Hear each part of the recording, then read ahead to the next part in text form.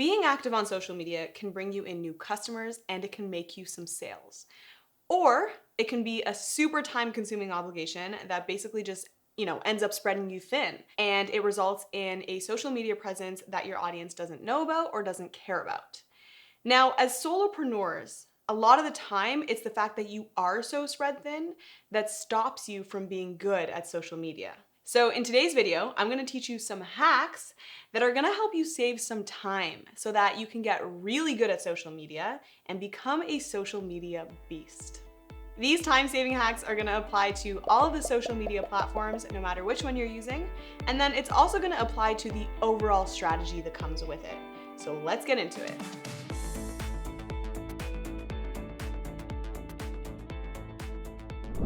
All right, tip number one is limit yourself to 2 platforms. So when I sit down with small businesses, one of the first questions that I ask them is, how are you doing with social media? And 9 times out of 10, they'll be like, okay, I'm doing okay. I'm just, I'm not great, but I'm okay. So the next question that I always ask is, what platforms are you on? And 9 times out of 10, they're gonna say, I'm on Facebook, I'm on Twitter, I'm on LinkedIn, I'm on YouTube, and the list goes on. And the fact that they're spreading themselves so thin across all these platforms is always a big culprit as to why they're not as successful with social media as they want to be. Now, of course, we want to expand our reach, right? So instinctively and naturally, we're going to want to be on as many platforms as possible. But I think as solopreneurs, being a one-person show means we don't have all the time in the world to be amazing on every platform and then run a business on top of it. It's just not possible.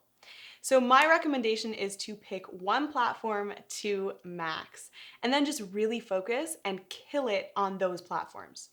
So which platform you choose is going to depend on what kind of a business you're running and who you're targeting. So if you're running a fashion business, for example, and you're targeting millennials, then Instagram would be the place for you to be because it's visual and there are young people on that platform.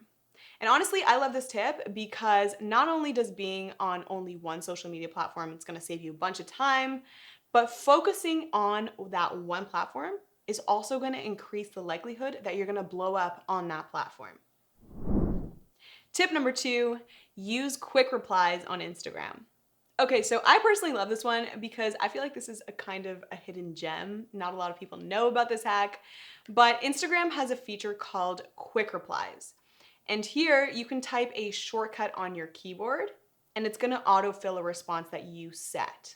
So I love this hack because if you do have customers that are asking the same questions over and over, this is gonna be a huge time saver. And this also comes in handy if you are reaching out to influencers for brand partnerships. So you can use quick replies to draft up a generic message and then fire off a bunch of intros. Keep in mind, you are still gonna wanna add some personalization. But anyways, I will leave a link for you guys for a step-by-step tutorial on how to set up quick replies. I'll leave that in the description box. But I think overall, quick replies are great because it can help you save time on customer relationships and your B2B relationships as well. So the next tip that I have for you guys here is to batch your content with scheduling apps. The novelty and the excitement of posting to Instagram every day is gonna wear off quick. But the problem here is that in order to grow on social media, you have to be consistent. What are we supposed to do in this scenario? Well, using scheduling apps like Hootsuite or Later, for example, these can really help you because you can bulk upload all your content at once. So you're gonna wanna set aside a couple of hours a month to schedule your content, and then just let the scheduling apps automatically post for you. Now with Hootsuite, the nice thing is that you can use the same content across all social medias with a click of a button. And with scheduling apps, you no longer have to worry about opening up the app and posting to every account every day. That work is already set out and done for you if you're using Hootsuite or a scheduling app. So all that's left for you to do is to engage with your fans and your customers. Now, the reason that I always recommend Hootsuite is because it is free and you are able to post 30 times in a month across 3 different social media platforms. So this is a super nice option if you are just starting your business out and you have a limited budget.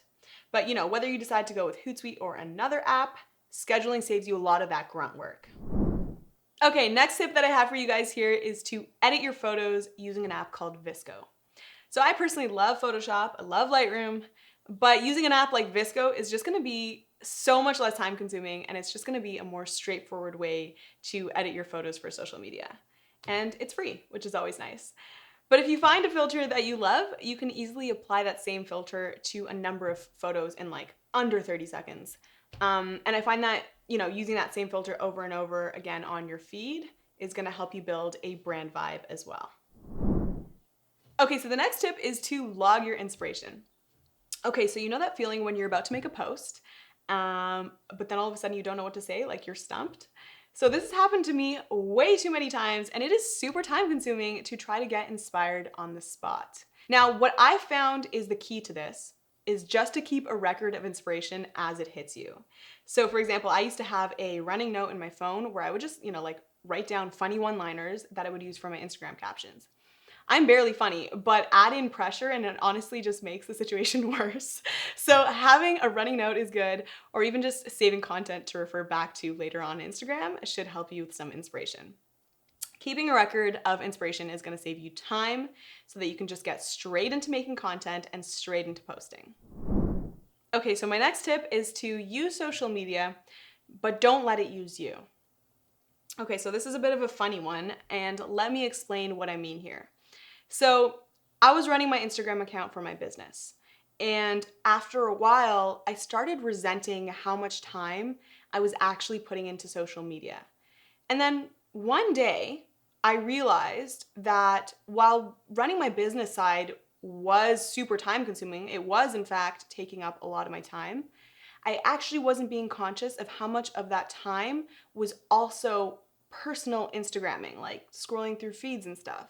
So when I say use social media, but don't let it use you, I basically just mean if you are trying to cut down the amount of time that you're using social media and just become more efficient, then try to be more conscious of how much time is personal and how much time is business use.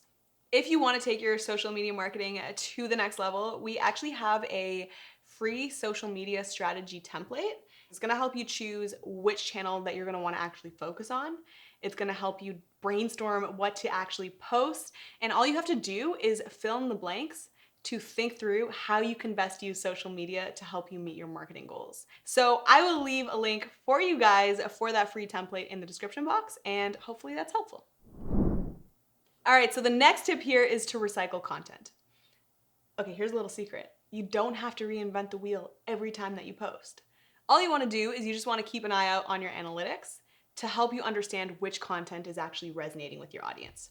And then once you figure that out, you just want to keep on making that same content over and over again, but maybe you're just like adding a little twist, It's a lot less mental energy for you, and you're giving your audience exactly what they want. So it's pretty much a win-win. And recycling content is a perfect example of how you can work smarter and not harder, and it's going to save you time and effort, and it's going to be effective.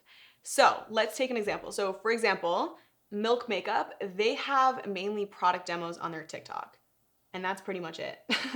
They're not reinventing the wheel every time, and that content seems to be doing well. So that's, what they stick to, and that's what they do. So just to recap, just make variations of the type of content that resonates. That's going to save you time in ideating, and it's going to save you time in actually creating the content. Edit your videos with Adobe Rush. So if you're making video content, using an app like Adobe Rush is going to be a huge time-saving hack. So for me, I normally use Premiere, and that's just like for more in-depth video editing. But I personally find that Adobe Rush is just so much faster. It's so much easier, especially when it comes to just editing like super simple videos. With Adobe Rush, you can cut clips, you can add effects, add music, and you can do this all on your phone. And you can even export high quality videos for stories or YouTube or TikTok or whatever that you're doing, and you can do it in a third of a time that it takes on most desktop platforms.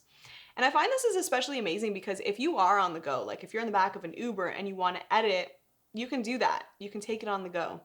And I do find that this app is perfect for beginners. So if you don't want to invest the time that it takes to learn a brand new software like Premiere, then this is going to be super beginner friendly. So that's why I love Adobe Rush. And I think all in all, just using it is so quick and easy to learn, and it is so quick and easy just to use. So the next tip is to lock down your filming process. So video content is so important since social media is moving more and more in that direction every day. So if you're the type of business owner that is regularly filming content, then locking down your filming process can save you half the time that it takes to produce your videos. So let's just spitball some tips for this. Tip number one, try to leave your setup up. So if you have lights and if you have a camera, try to keep that up if you can. For me, it's not really possible because my living situation is pretty tight. So instead, what I do is I just tape the floor where the camera should go, where my lights go, and where my chair goes. Another tip to make filming go smoother and quicker is if you're filming on a digital camera, make sure that you are always formatting your SD cards before you film. Formatting, of course, is going to remove any of that content that is on the card, so you want to make sure that you're uploading your card to your computer first. I know I've done this before because you don't want to lose your footage. But this is just going to ensure that you're not running out of card space as you're filming, because if you do, that'll break your flow and you're going to have to go upload to the computer, come back. Like it's just easier and quicker and smoother to upload to format your card first. Next tip, always buy 2 batteries for your camera. So inevitably, as you're filming, one battery is going to run out. So having a backup is going to ensure that you're not having to wait for your battery to charge while you're filming. Connecting your Shopify store with your social media accounts is going to make marketing your store a lot easier, and it's just going to save you time and energy. So Shopify allows you to sync your product catalog to an Instagram or Facebook shop so that you can easily create ads and shoppable posts. You can install a Facebook pixel to track user activity, giving you valuable insights and the ability to retarget. You can even feature user-generated content in your store. And you can use Shopify to create, track, and manage your Facebook ad campaigns and your orders all in one, easy, consolidated place. So you can get started for free with a no commitment trial. That's going to give you 14 days, and you can click this link right up here to get started. Question for you guys. Which of these tips did you find the most interesting? Like, which are you so excited to implement? Let me know in the comments section. I'd be curious. And make sure that you are hitting that like button if you found this video helpful. But if you are looking to see some more simple and actionable tips, like you saw in this video, if you are looking to grow your online business, then make sure that you are subscribed to Learn with Shopify. Make sure that you're hitting that subscribe button so that you're not missing out on any future videos. And also, hit that notification bell while you're at it. Thank you guys so much for watching, and I will see you in the next one. Bye.